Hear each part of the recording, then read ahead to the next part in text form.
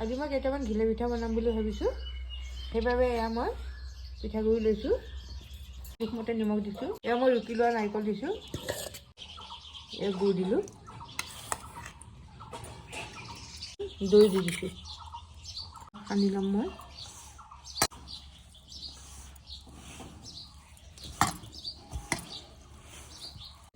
দৈ মই আৰু অকণমান দিছোঁ, লগতে গুড় অকণমান দি দিছোঁ।